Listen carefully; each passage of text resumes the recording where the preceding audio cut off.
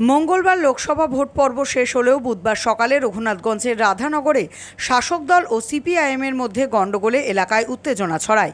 রাধানগরে চায়ের দোকানে একে অপরকে কুমন্তব্য করে বলে অভিযোগ। তা থেকেই হাতাহাতিতে জড়িয়ে পড়েন তারা। জঙ্গিপুর পুরসভার পূর্বপাড়ের টাউন সভাপতি তথা ১ নম্বর ওয়ার্ডের কাউন্সিলর ফিরোজ শেখের ভাই ওয়াসিম শেখ দলবল নিয়ে হামলা চালায় বলে অভিযোগ। সিপিআইএমের এক কর্মীকে মারধর করা হয় বলেও অভিযোগ। অপর এক যুবকের উপর হামলা চালায়, অস্ত্র উঁচিয়ে তেড়ে যায় বলে অভিযোগ। খবর পেয়ে ঘটনাস্থলে পৌঁছয় জঙ্গিপুর ফাঁড়ির পুলিশ। ঘন্টা দুয়েক ধরে দেখছি রাধানগরের মোড়টাতে ওই তর্ক বিতর্ক হচ্ছে, পাশে কেউ ছাড়াচ্ছে, কেউ কি করছে। আমি দেখলাম এখান থেকে বসে সব দেখা যাচ্ছে, দেখছি কার সঙ্গে কি হচ্ছে আমি বলতে পারবো না। তারপর আবার দেখি দলবদ্ধভাবে সারিভাবে আবার এদিকে সব টিম নিয়ে চলে এলো।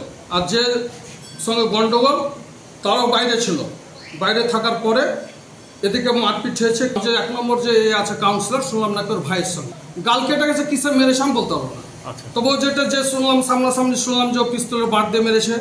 হ্যাঁ, ও যখন এসে পালিয়ে এসে ঢুকে তুমি এখানে কেন, এখানে কিসের জন্য? তারপর আমি সাথে সাথে কিন্তু বড় ওকে ফোন করেছি, থানাতে ফোন করে গাড়ি ডেকে আমি তুলিয়ে দিয়েছি।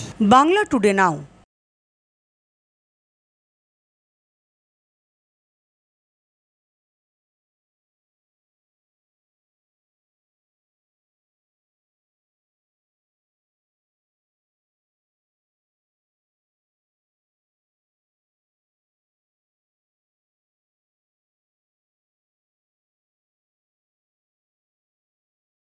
কার সঙ্গে কি কি নিয়ে সূত্রপাত আমি বলতে পারবো না। কি নাম আপনার? আমার নাম মোরসে।